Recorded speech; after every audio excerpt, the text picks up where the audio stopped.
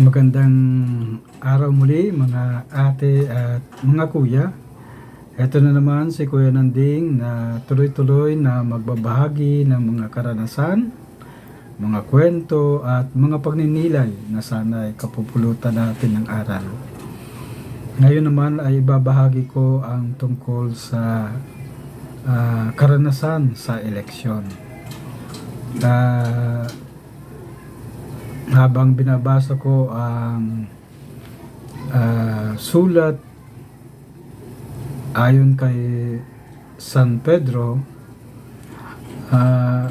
nakatawag pansin sa akin yung mga katangian taglay ng paglilingkod.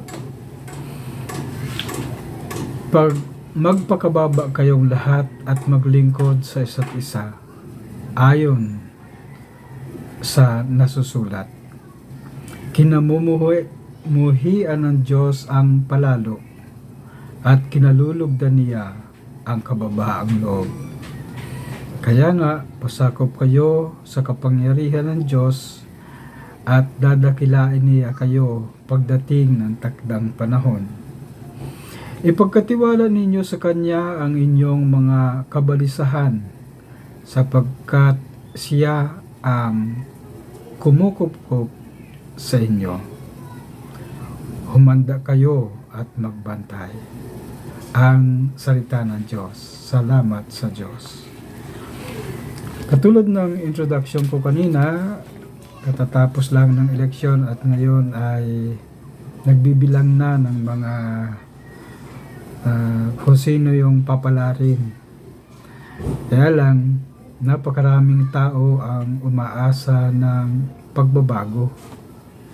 Nais ng mga tao na magkaroon ng dalisay at magandang kapaligiran dahil sa mga pamumuno.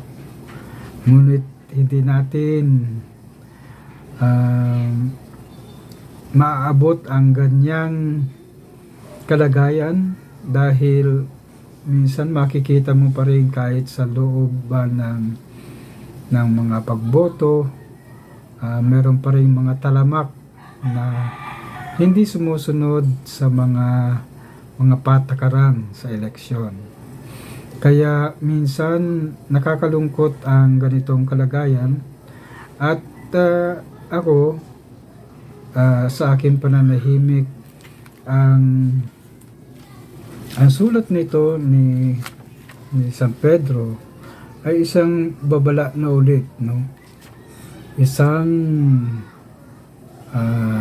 pagninilay na maglingkod ng mayroong kababaang loob.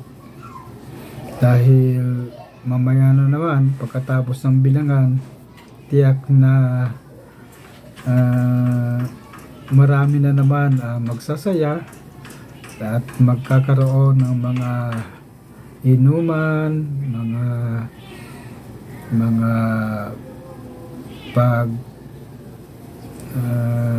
pagdiwang ng pagkapanalo. Pero marami rin ang mga hindi dumadating sa punto na pagkapanalo. Kaya isang magandang imbitasyon ni San Pedro na ang pagkapakababa ay napakahalaga. No? Saan man tayong larangan ng politika o kahit sa loob ng pamilya, ang kababaang loob pa rin ang napakahalaga at dapat ay manatili. Kaya sa bandang huli, pasakop tayo sa Diyos. Yun ang sabi niya. Dahil ang iisa naman talaga ang nagbibigay ng magandang halimbawa, kundi ang ating Diyos, no? Siya na nga ang naturingan at naging ating Panginoon, pero ang gawin niya at pamamaraan ng paglilingkod ay servanthood at naglilingkod para sa lahat. isang mapagpatawad at para sa kapakanan ng nakakarami. Ang huling salita dito ay paghahanda at magbantay. Dahil tayo bilang mga Kristiyano at mga hindi nanunungkulang, bilang mga taga-lugar, ay dapat maging mapagmasid at mapaghanda at makatulong din para pumuna at magbigay ng puna kung sino man ang naluluklok, para sila ay magkaroon din ng pagkakataon ng kababaang loob. So, kung babalikan ko ito, isang paglilingkod na dalisay ang nais ng Diyos. Dalisay dahil ang kababaang loob at paglilingkod ng tapat ang nararapat sa ating komunidad at sa ating pamilya.